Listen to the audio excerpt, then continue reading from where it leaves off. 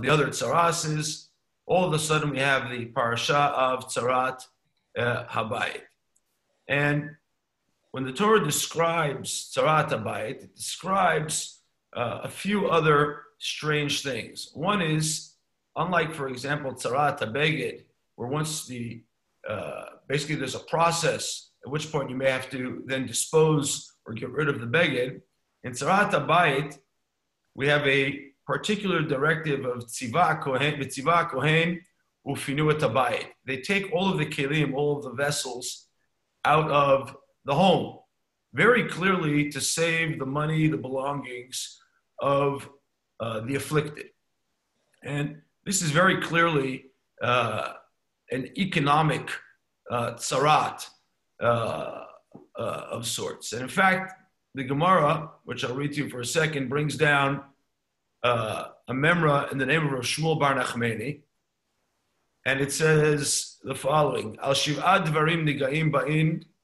Nigaim, meaning nega tzarat, comes for 7 things. Al lashon hara, that's the most famous one for tzarat. Val shfichut damim, and for murder. Val shvuat shav, falsely swearing. Val gilui arayot, adultery. Val gasut haroach, haughtiness. V'al gezel, and for stealing. V'al tzarut ha'ayin, and for selfishness. And then the last 2, gezel, stealing, and tzarut ha'ayin, are based on the parasha of tzarat habayit. How do we know? Says the Gemara, V'al gezel dichtiv v'tzivah kohen ufinu et habayit. It's for stealing because it says that the kohen will command and they will remove the vessels, the contents of the house. Tana, we learn who kones mamon sheino shelo. He takes for himself money that is not his. Yavo kohen v'yifazer mamono. The kohen will come and spread out, put outside of the house all of his money, belongings. And for selfishness, tichtiv uva shelo habayit.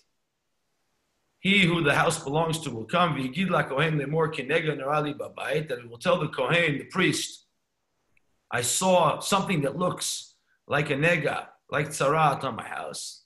Etana deber Rabbi Yishmael, mishem yuchad beito lo. He who keeps his home for himself.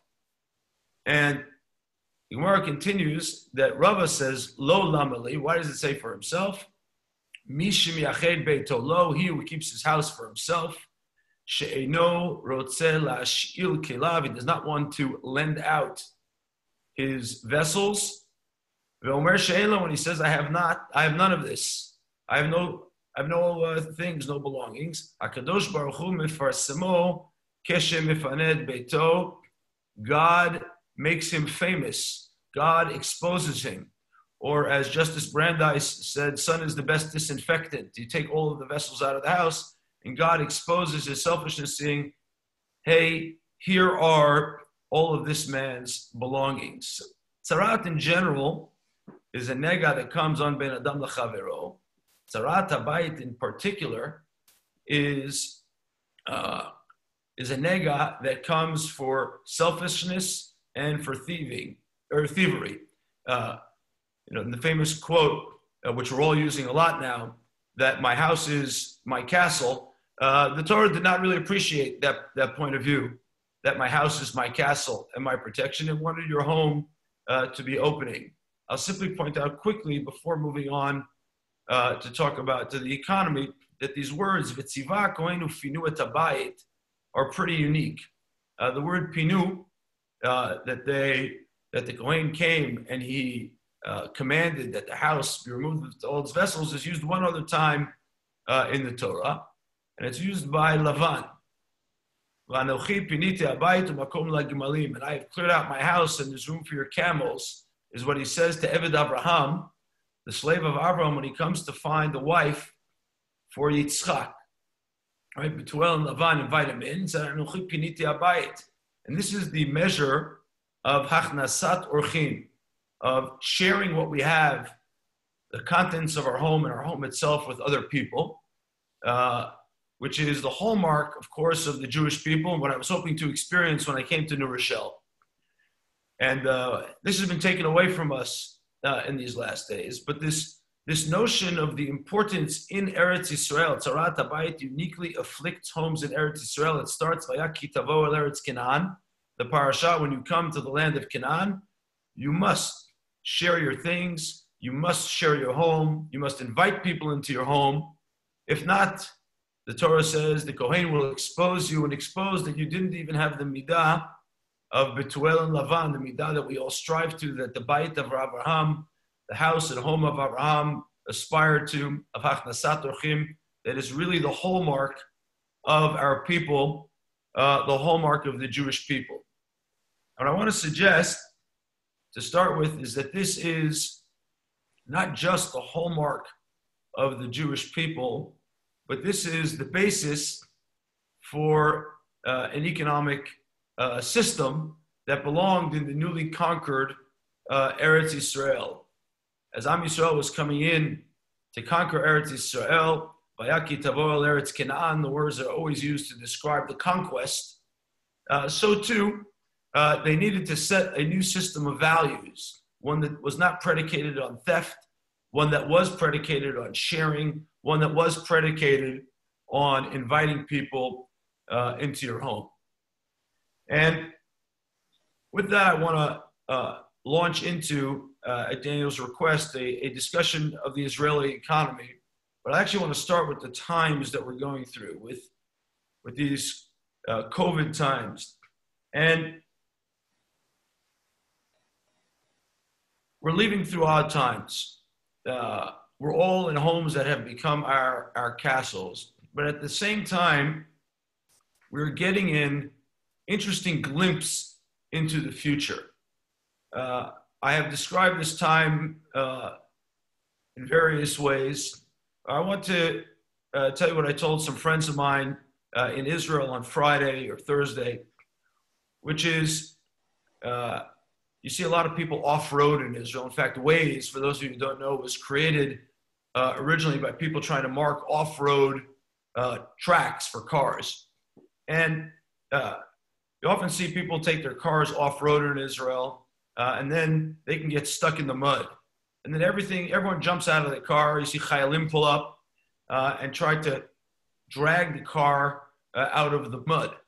And you may have even seen some videos like this where all these young Israeli kids get stuck when the car spins its wheels in the mud. And what I think happened is the car has gotten stuck in the mud. And it was a nice car. It's gotten a little old. And before getting it out of the mud, we got a chance, because it got stuck, to look at the inner workings of the car, to look at the inner workings, the body of the car and the wheels. And as everyone crouched down under the car to get it out of the mud, we noticed that the oil tank was leaking. The brakes didn't work exactly right. The tires had too little air in them. And other various parts of the inner workings of the car had gotten somewhere between rusty and dysfunctional. And then finally, when we got the car out of the mud, everyone was super excited, but at least realized that the car needed some new inner systems. And when you look back on it, after changing out the engine, switching the tires, fixing the muffler, and correcting for the oil leak and the bad brakes, you said, oh my, thank you, Hashem, for the wonderful blessing of getting stuck in the mud, because I'd not gotten down on my knees and looked under the car, I might not have noticed all of this. And I'm hoping that the same thing is true of the economy and this COVID virus. I think we've gotten a glimpse, an opportunity to a little bit look at the future. Israel entered this, what is now clearly a recession, with very little unemployment. We'll emerge from it with somewhere between 1 and 1.5 million people unemployed. In the U.S., the numbers are staggering, and 20 or so million people filing for unemployment. We've also seen a massive acceleration of digitization. In the U.S., you all use Venmo. and other payment platforms. In Israel, the payment platform of choice is Bit. Bit's usage has gone up dramatically.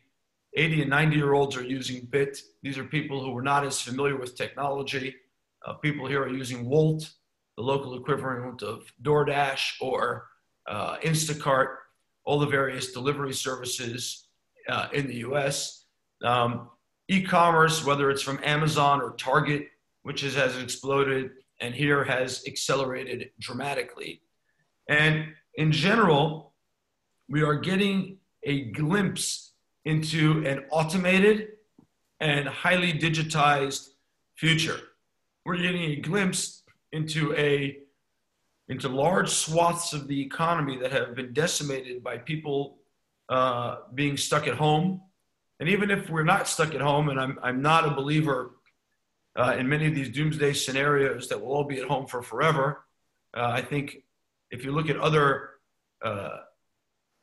troubles or challenges in history, eventually we get back to some form of normal. Sometimes it takes a year, sometimes 2, sometimes 5, but fundamentally, human history picks up.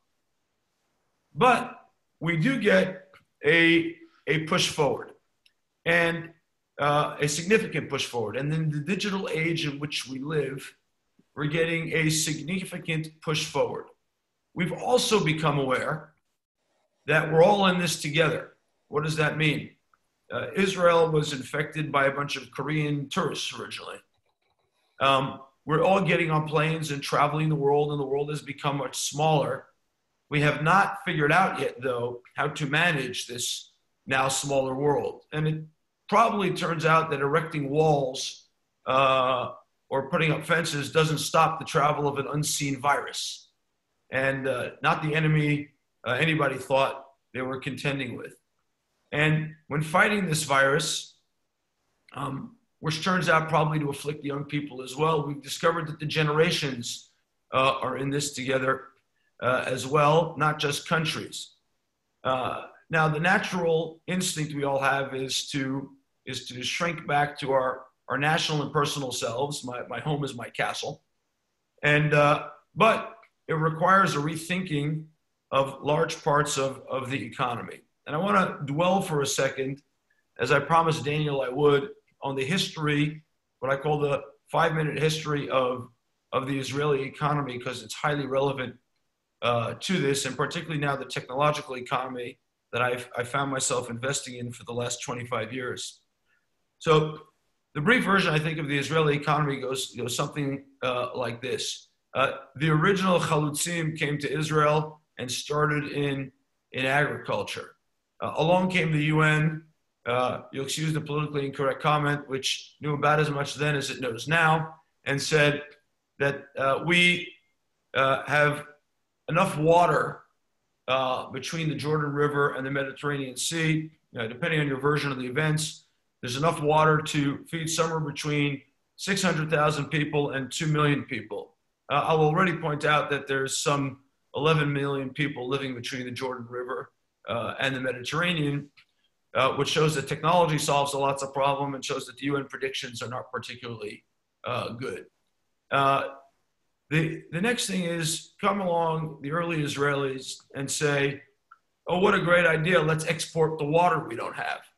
And we call them Jaffa oranges, but fundamentally fruit is water. And so we exported orange water. And so the beginning of the Israeli economy is making a lot out of a little, taking something that was a scarce resource, water, and putting it on a ship and creating a brand of Jaffa oranges and sending it all over the world. That was, I think, the first phase of the Israeli economy, an investment in agriculture, making a lot out of a little, taking lemons, a lack of water, and making lemonade. And we then went along, and there were some hard times here.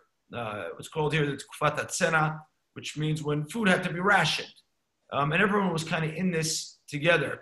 Food was rationed across the country, and it was hard to get food. Some of us have lived through rations of eggs recently. I don't know what it was like in New Rochelle, but it definitely wasn't nearly as bad or close to it as it was in the 50s when Ben Gurion enacted rationing. Fast forward to the 60s, and Israel began a construction company called Solel Boneh. I like to call it the age where relative advantage and relative quality mattered, because Solel Boneh did a lot of building in Israel, which didn't have professional construction companies like you had in the US, and in Africa, where there was a relative advantage compared to the local companies. By the way, Solel Boneh built the airport in Uganda, which might be how Israel had the plans for that airport. And we kind of had relative advantage to begin export, but export under relative advantage. Shortly thereafter, Israel realized that it couldn't, due to the wars, that it couldn't rely on foreign suppliers for military technology. And famously, and for those who haven't read Shimon Peres's book, I highly recommend it. Shimon Peres initiated Israel Aircraft Industries and the nuclear program, obviously, which we won't talk about. But technology began to come to the forefront of the Israeli military industrial complex. And that began to lay the foundations for what is now the kind of engine of growth of the Israeli economy.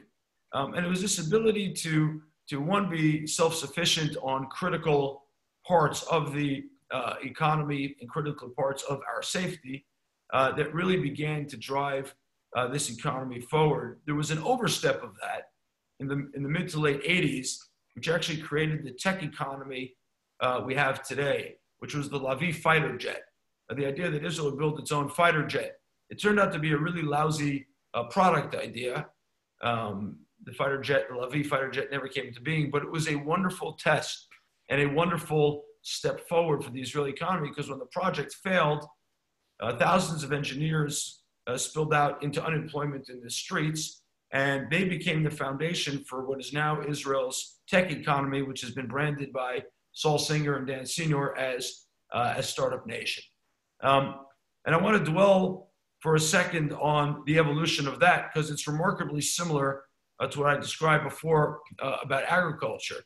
So I mentioned that in agriculture, we took a scarce resource and made a lot from a little, and then exported it.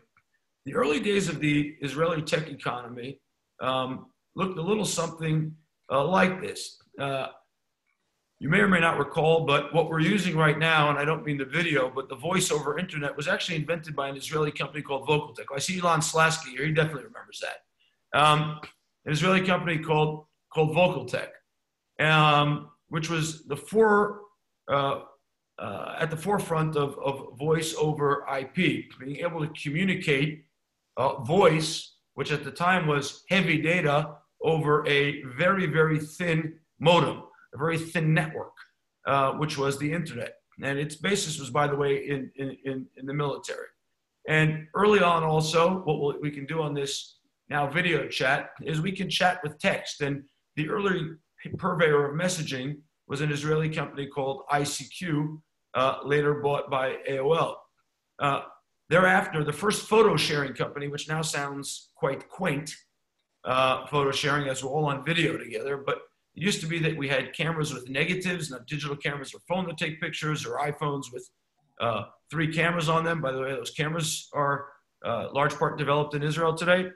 But we used to have cameras with negatives, and there was a little company in Jerusalem called Picture Vision, which was the first company to create online photo sharing. And again, it's passing large, heavy amounts of data. I was fortunate to be involved with that company. Heavy amounts of data over thin pipes. Again, making a lot from a little, squeezing things through a scarce resource. And of course, Checkpoint came along to protect all of these networks. Again, using that then military industrial complex to be able to bring to bear and make this a safe internet experience, to make networks safe the world over. And I call that the first phase of Israeli high tech, which is now the engine of the economy. The next phase, as we forward ourselves into the mid first decade of the 2000s, became this notion that you could turn a disadvantage into advantage, even in marketing. What do I mean? When I first got involved in Israeli tech, one of the advantages I had was my English. You get Israel as a country now of 9 million people, at the time called 7 million people, 8 million. That's not much of a market. The US, with its hundreds of millions of people, was a big market. And if you wanted to sell software or sell any service, you had to put somebody in an office, in the US. And then Google came around, and ultimately Facebook came around, and online marketing became possible. And we could start to target people in their homes with marketing. And clever people here, unfortunately, first in a lot of vice businesses, like binary options and online gambling and a number of others, became very talented at marketing, because marketing became a data problem. It no longer was only about branding. It wasn't about talking the language and crafting stories. It still is about that. But it also became about how you could manage and manipulate data to target people with messages they wanted to hear, see, and interact with online. And during the first decade of the 2000s, Israel became particularly good at online marketing, and the cloud came along, and they became early purveyors of the cloud. Why? Because if you think about the cloud, it looks a lot like a military software system, where you have a lot of processing power and need to be at the core and central command, and the people in the field have thinner bandwidth and thinner devices out there. And this became a mode of the growth of that tech economy. In the second decade of this new century, something more interesting happened, in my view. And that is, because of the combination of the cloud and because of the combination of the ability to market online, and because of the innovation of making things work with constrained resources, you began to be able to run service businesses from far away. We all use services today online that are made and managed in foreign countries. In fact, some of the criticisms of Zoom, you might remember from 2 months ago, which feels like 2 years ago, or a month ago, were that it was controlled by Chinese. It was being listened to by the Chinese. It was being hacked all over the place. Security wasn't particularly good. And because you can run a service like this from abroad, the world became a smaller place. And Israeli technologies began to take advantage of that. I'll use just 3 examples from my own portfolio, but there are tens, if not hundreds, that have become household brands at this point in foreign countries for various things that Israelis are particularly good at.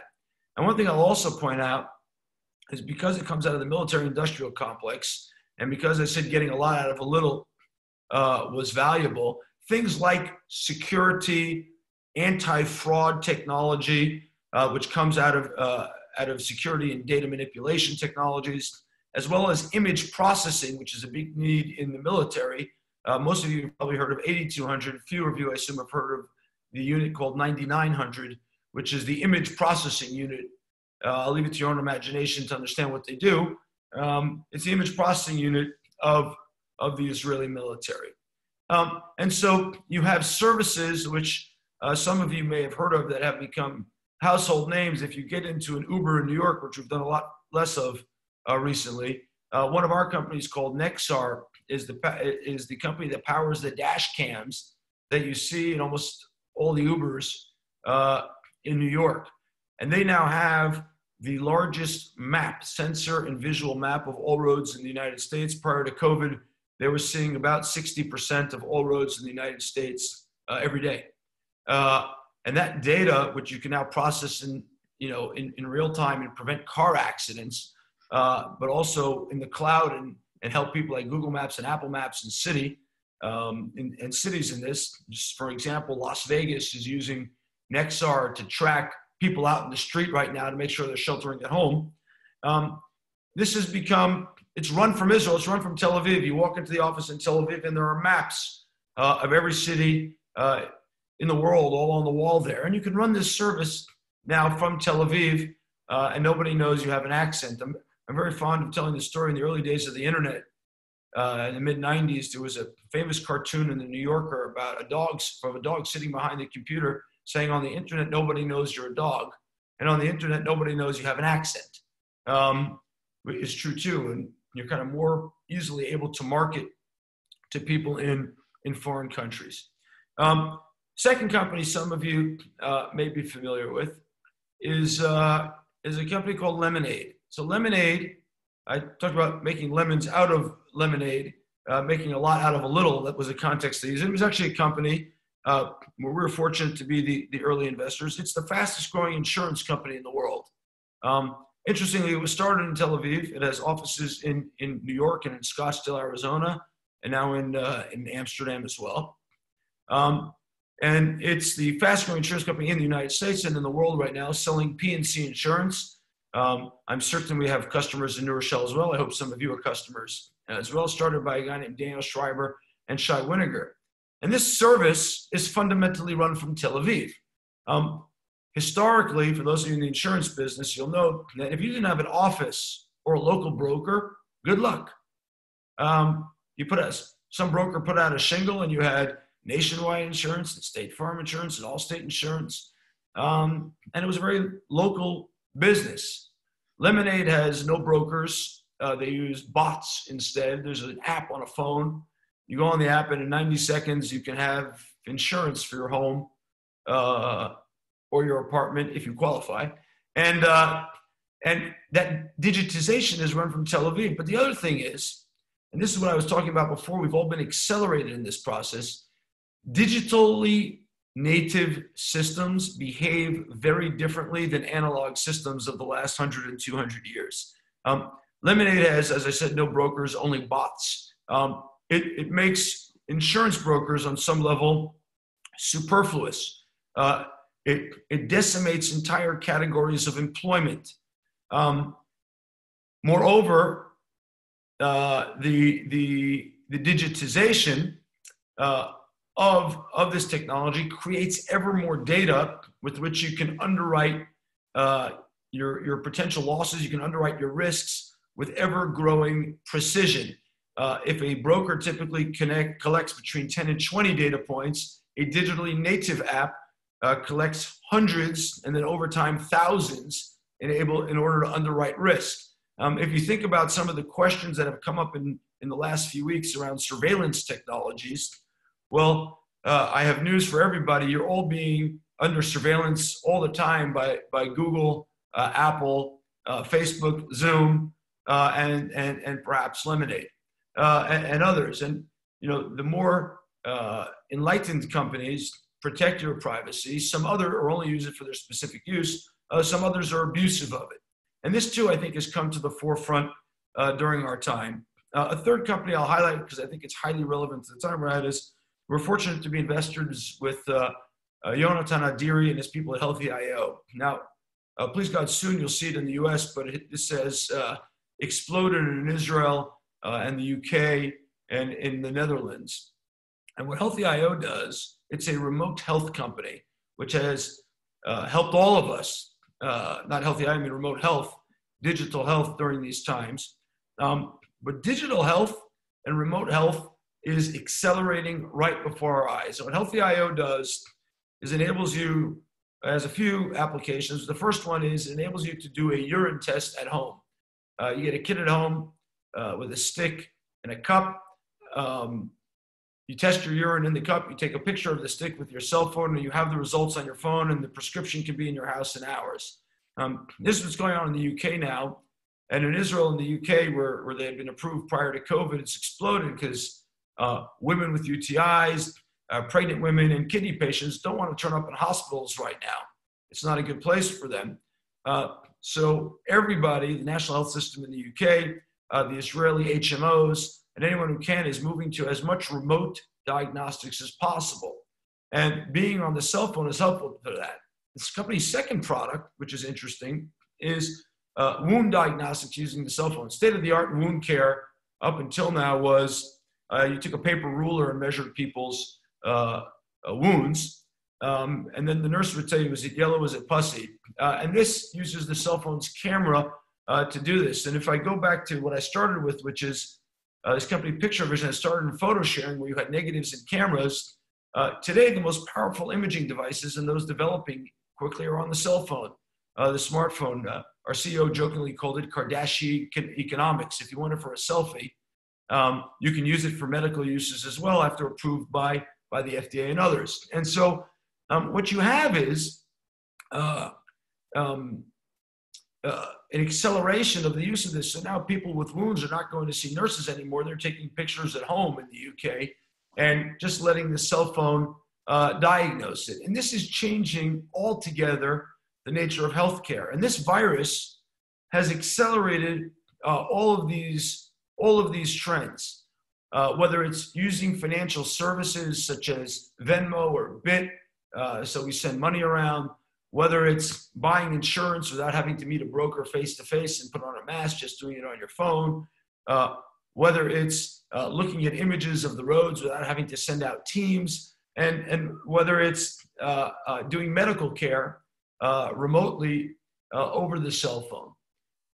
And we're finding that the digital devices we have in our hands and the digital devices that are getting ever cheaper quickly are capable of doing this. And Israeli entrepreneurs are figuring out that you actually don't need to put anybody on the ground in the US in order to do this. So this has been done remotely, whether it's using Zoom, delivery services, and other forms of proving. In fact, Healthy.io has been submitting new proposals to the FDA every few weeks now, just digitally and over Zoom. And so this is changing the nature of travel. And so I started by saying that we're all getting a glimpse into the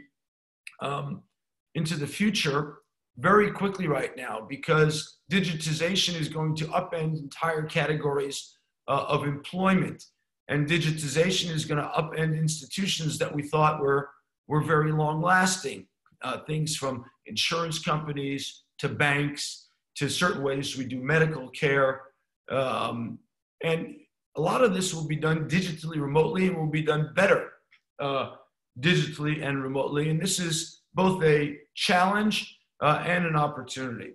I highlighted those companies for a particular reason, not just because I think they are a glimpse into the future, not just because these are some of the fastest growing companies in Israel. I highlighted it for two other reasons as well.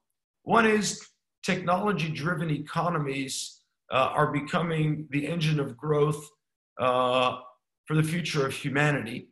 And technology centers like Israel, there aren't that many of them. If you think about it, there's Silicon Valley, there's New York, there's Tel Aviv. It's not even Israel, it's Tel Aviv. There's Shanghai, and there are some emerging ones in Austin, Texas, and the Research Triangle in North Carolina, and Cambridge and London a bit, but there aren't many of them, Berlin, but there aren't many of them globally. And these technology centers are at the center of future economic growth. It's part of what makes me so optimistic about Israel. But I think there's another question here that these companies bring to the fore, and I'll tell you a story in order to highlight that. I mentioned this company, Lemonade, the insurance company. So Daniel Schreiber learned with me in yeshiva, and he called me up one day and said, hey, I have a new idea for an insurance company that will be based on technology that I want to run by you. And he sits down with me in a cafe in Jerusalem, and in his deck, boy, I miss cafes in Jerusalem. And in his deck, he says, I got an idea for a P2P, a person-to-person insurance company. There's something fundamentally broken about the insurance business in that when they reject your claims in your hour of need, they make more money. And he says, and that, you know, for people built on values, and that just doesn't feel right. And we can change the insurance model and make it more aligned. And what he said was, I want to be not just a paragon of technology, not just a paragon of insurance, I want to be a paragon of values. And he suggested this model where the insurance company would take a flat fee from its customers, and therefore not be in conflict with them.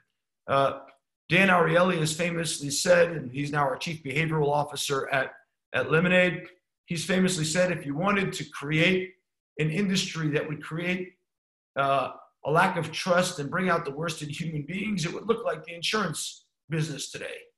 And Daniel Schreiber said, we can change that by aligning incentives and aligning interests. And not just that, we'll create what's called in game theory a Ulysses contract, bind our hands to donate all the leftover policies to the charity of choice, of the policyholders. And we've been giving out lots of money in charity from Lemonade, and that also aligns interests. But it is a company whose at its root lies a set of values that I think it's built on. And when Nexar, this company I mentioned with the machine vision that's powering the dash cams in many Uber around the United States and the world, we're in almost 60 countries, got started, Eran Shear and his partner Bruno Fernandez came to us and said, we can prevent car accidents using nothing more than a cell phone and a $30 dash cam, and we can do it. And by the way, COVID has given us a glimpse a bit into what a world with less car accidents might look like, and reduced insurance premiums due to lack of car accidents and fraud. But we can do this. And at the center of this company, when you walk in there, is a sign that says, we need to save lives every day. And I think one of the things impelling forward and powering many of these entrepreneurs of what's now called Startup Nation, the innovative city of Tel Aviv, is a sense of values where it matters. Like, hey, not only can we make this technologically better, not only can we innovate, but we can build our company on a set of values that we can be proud of. That same Dan Ariely and I and a group of other people, I mentioned to Daniel Bloom, have been working together on a project over the last 2.5 weeks to try to look at what the future of Israel's economy can look like post-COVID. Now that we got a glimpse under this vehicle, we see that many economies around the world have a broken oil tank, have problems with their brakes, have some air out of their tires, that this hasn't supported larger swaths of the population well. So we took upon ourselves a project. We now have about 80 people working on it, and our first announcement will come on Thursday after Yom HaAtzmaut. We've asked ourselves the question, what will be the key things, the key drivers, the most important things for the Israeli economy looking forward? And when in the first meeting, I asked the group, what are the most important values we want to talk about? Not just economies, not just numbers. What is it? Dan Ariely, the behavioral economist of note, said, the most important thing is arvut hadadit. You want to know the countries that will pull through this the best? It's those where the citizenry care for each other. Kol Yisrael arivin zel hazeh. We're all responsible for each other, because through solidarity and coming together, we are and will be more resilient. And Daniel Schreiber, the founder of Lemonade, was on that call, and Eran Shear, the founder of Nexar, was on that call. And Eran said, our company's motto is driving together, or better driving together.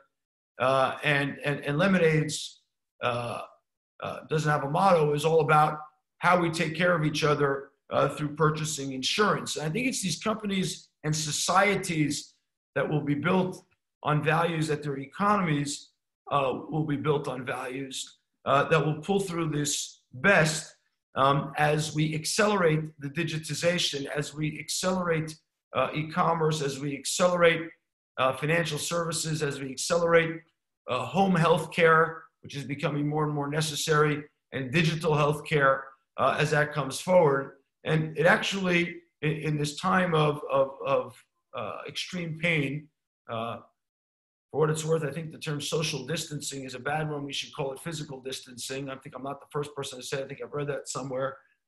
Because really, as social beings, we need to be together in this.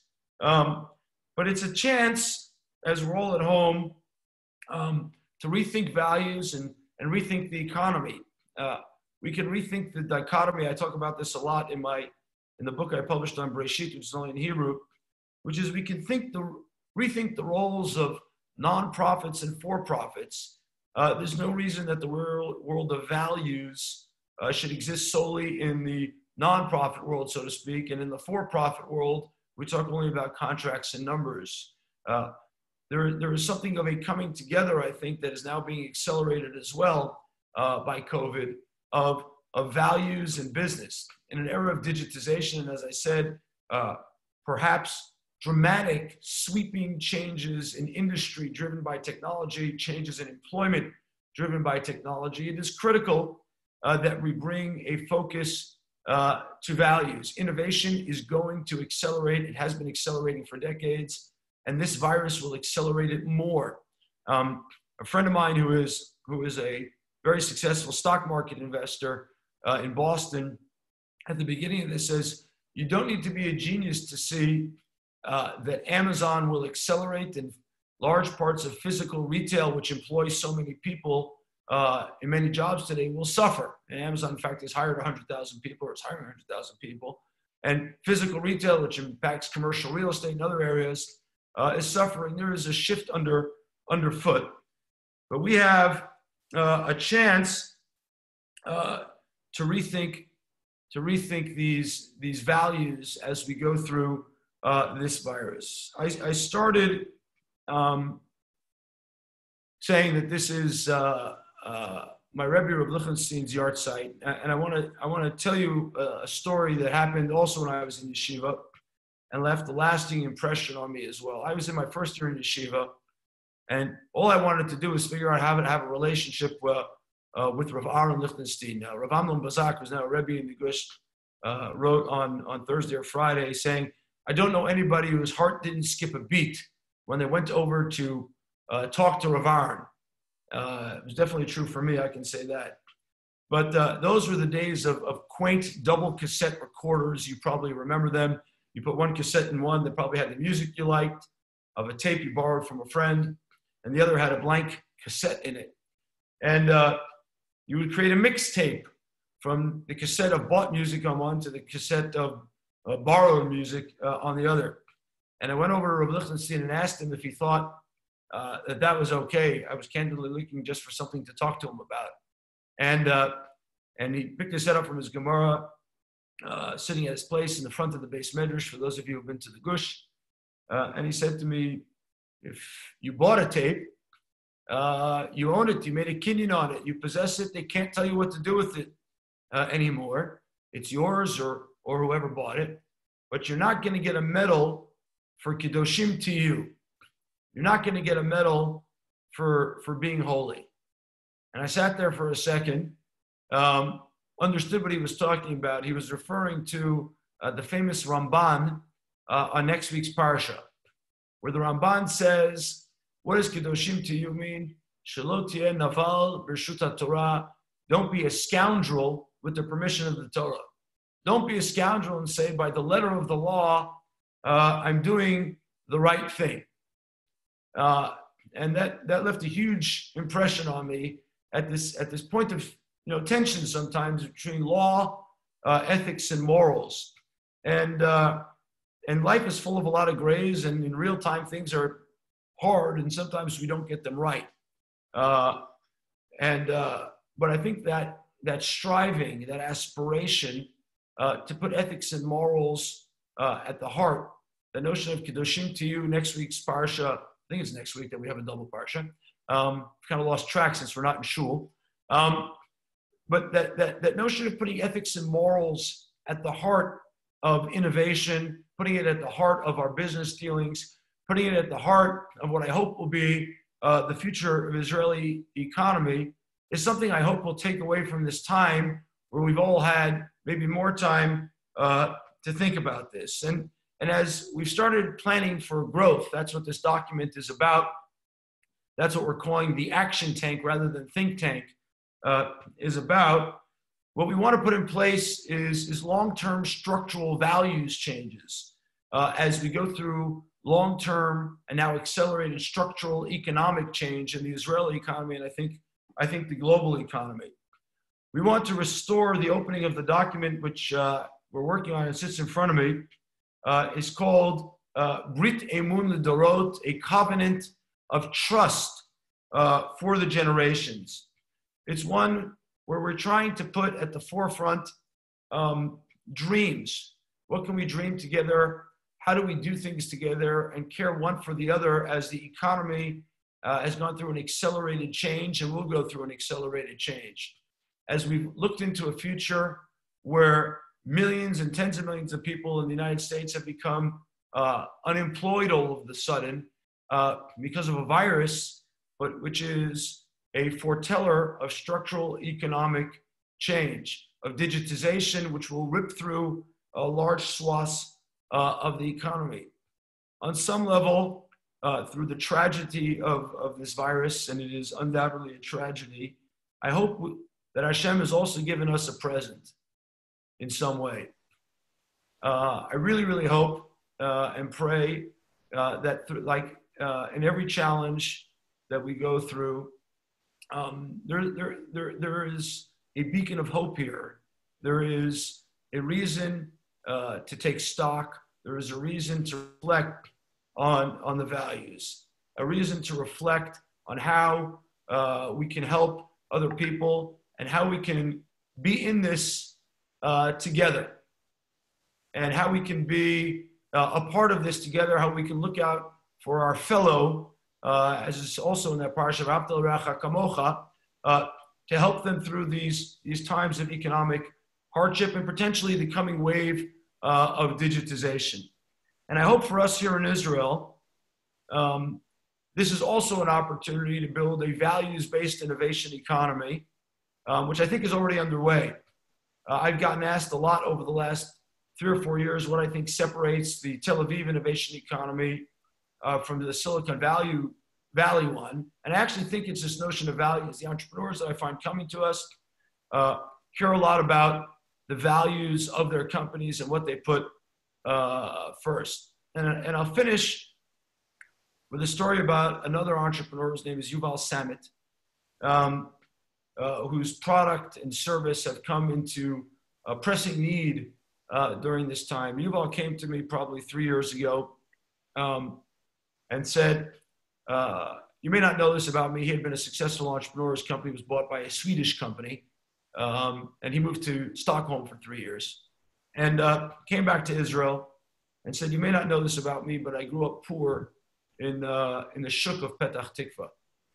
And we grew up 3 brothers in a small apartment in Petach Tikva. And I decided that for my next innovation, my next startup, I want to raise people out of poverty in Israel. And as I said earlier, oftentimes a 9 million person market is not much of a market. And we encourage all of our companies to target global markets. And he said, the core value of this company is we're going to take care of our brothers and sisters here in Israel first, and that's going to be the focus. So if you invest with me, make sure you understand that. I said, well, what if the first product fails? I said, we at least try something outside then. And he said, no, our product is going to help Israelis who are struggling financially to raise themselves out of poverty and become financially independent. And if the first product fails, we'll try a second one, focus on the market. And I said, okay, we'll invest. This company is called Rise Up. You'll actually see it, I hope, in the US in the beginning of next year. But Rise Up, which lives in WhatsApp, is an automated artificial intelligence bot that is your personal financial advisor and has literally taken people out of overdraft and financial stress by the bucket loads.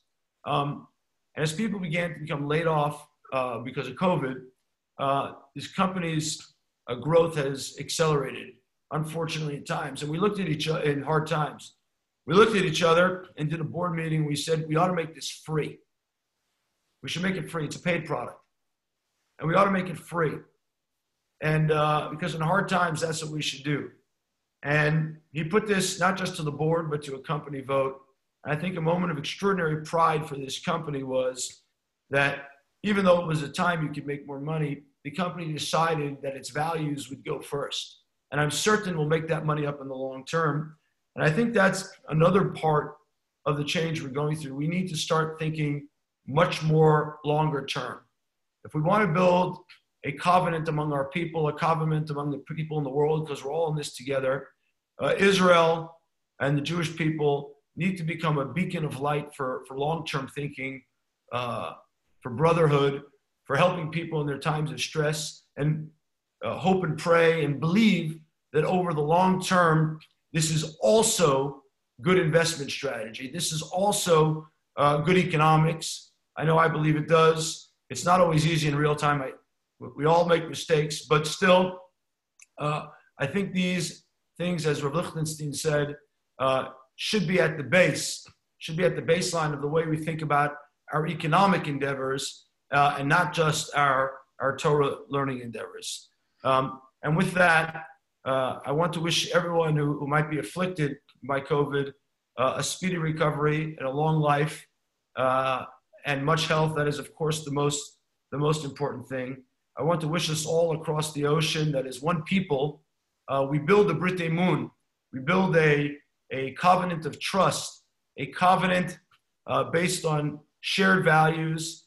And I want to bless us all that we should become a beacon for humanity and the ability to do this, to think long term, build values-based businesses and values-based societies on the foundation that these two parshas, Tazria and Mitzorah, of sharing, of opening up our homes, of opening up our goods and welcoming others in, the values that Avraham Avinu bequeathed us, and the values, as the Ramban and Rav Lichtenstein so well said, of Kedoshim to you, and that we should all get medals over the long term for Kedoshim to you, and to thank you all for this opportunity to speak to you on Zoom. And please God, I really hope to be able to visit you in person at your shul, but perhaps more, I hope you'll all come visit here and join all of us in this endeavor to build a beacon of light for humanity and a Brit Emun and a covenant of trust for future generations of the Jewish people everywhere, and particularly in Eretz Yisrael and in Yerushalayim. And with that, I wish you a Shavua Tov, and I'm happy to take any questions. It's almost time for Vasikin here. Thank you so much, Michael, for giving us such a beautiful lecture before our economic talk and lecture and shir before Yom HaAtzmaut. We really appreciate it, and thank you for getting up so early. Hopefully the cafes, I know they're not open, but hopefully you can get coffee somewhere and that'll wake you up. I don't even know how to do the questions, so if anyone has any questions, I guess just unmute yourself. If not, it's it's pretty late, but whatever, if anyone wants to do, we're open for questions. Daniel, I have a question, if it's okay. Sure. Michael, thank you for joining us at this early hour there. I hope you and your family are all healthy and safe, and you certainly are an inspiration to many people. Wish you continued success. I'm curious to know how you're advising your portfolio companies who are now facing themselves in an environment where demand has been seriously or acutely disrupted. Obviously, lots of uncertainty exists as to how long this downturn in the global economy might be.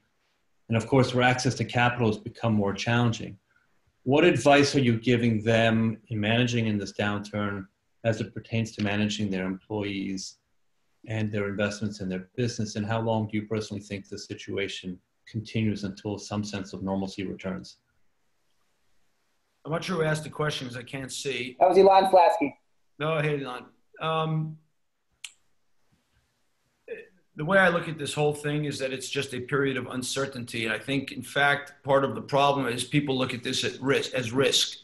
And I don't think this is risk. Risk is generally quantifiable, and you can decide to take measures against it. I think this is a period of uncertainty where your guess is as good as mine. First, how long this lasts. Second, if this is a one-time occurrence or a multi-year occurrence, and what new normal looks like. And I think in times of uncertainty,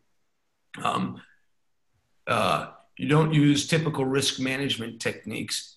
You build cushions. As an aside, resilience is built on preventing or buffering. You can't prevent, but buffering extreme tail events like this, rather than on typical views on risk management. It's why many of the models broke here, and both at the government level and in many investment funds. And so, the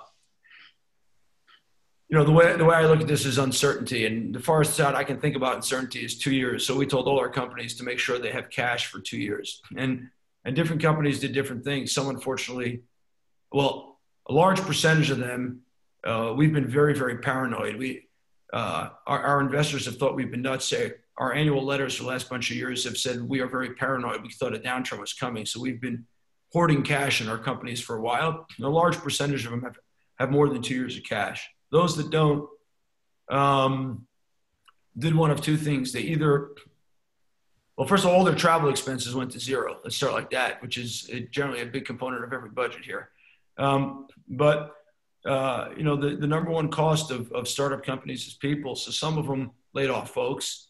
Some of them did something amazing, which is everybody took pretty significant salary cuts to keep everybody on payroll and keep the team there. And I think, both of those are legitimate approaches.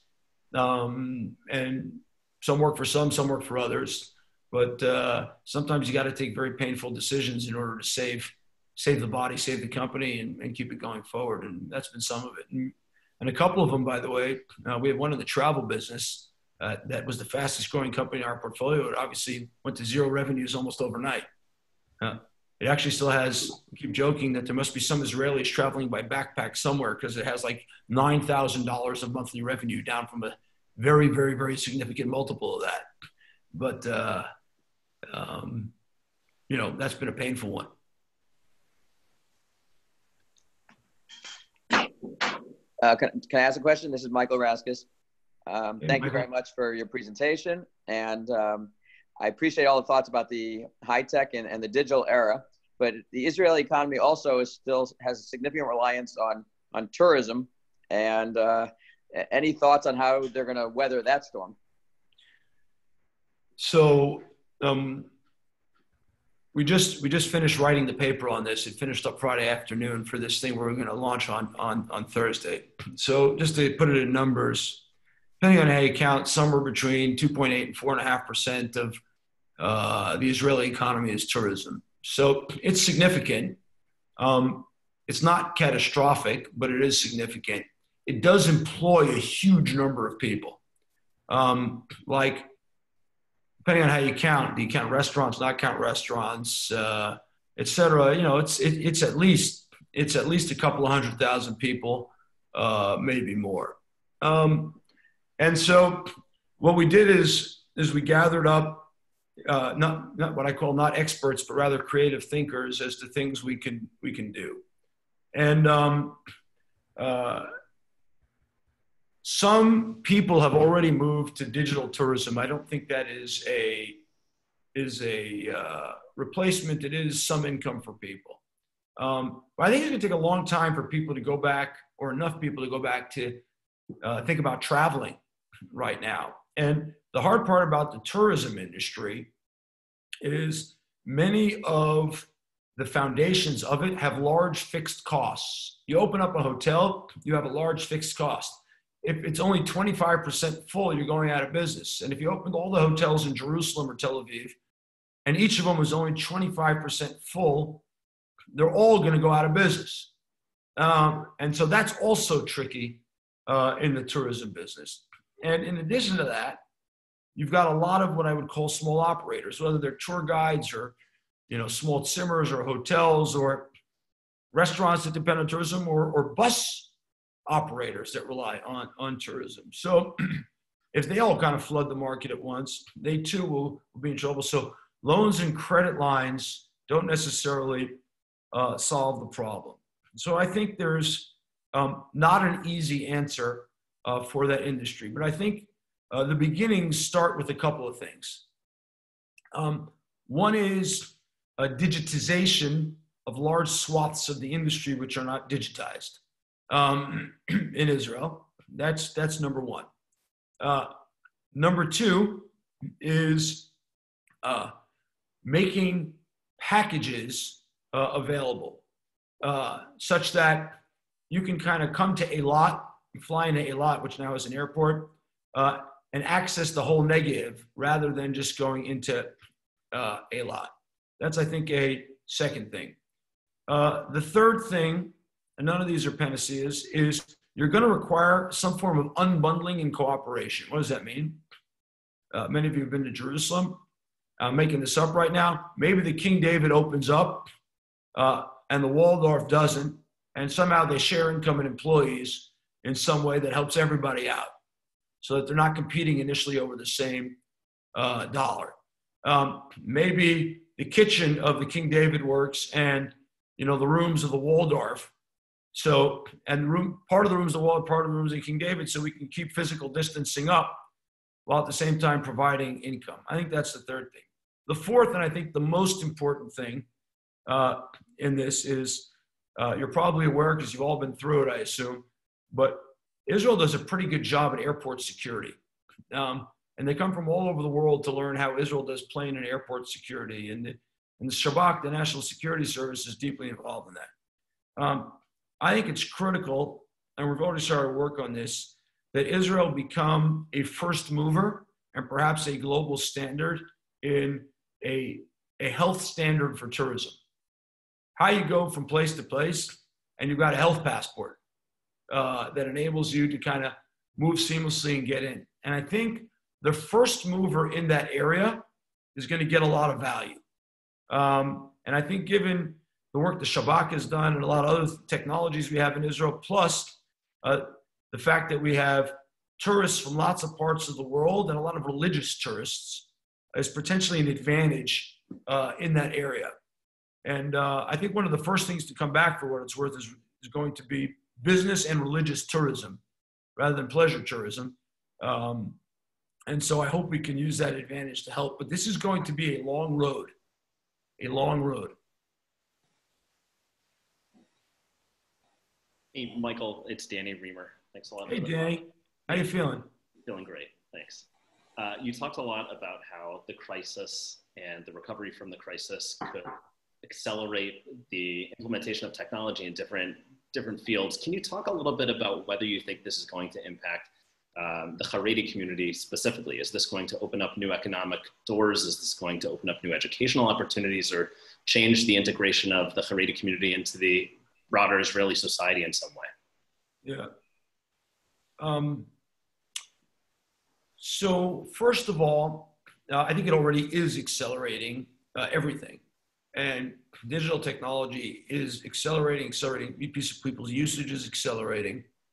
And I think that's true in the Haredi world too. You now have a number of Haredi institutions operating on Zoom. That would not have been imaginable 4 weeks ago, 6 weeks ago. Not imaginable.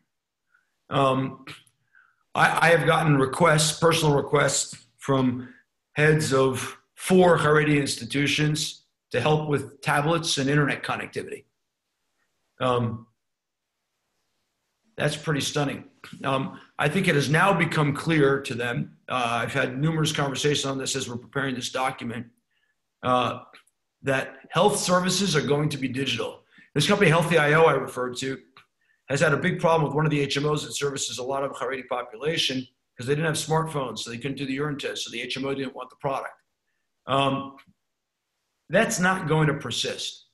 I think it was one of Kissinger's aides that once said, if something can't persist, it probably won't. And so if health services become more digital and you need a smartphone to access them, you're probably going to have a smartphone.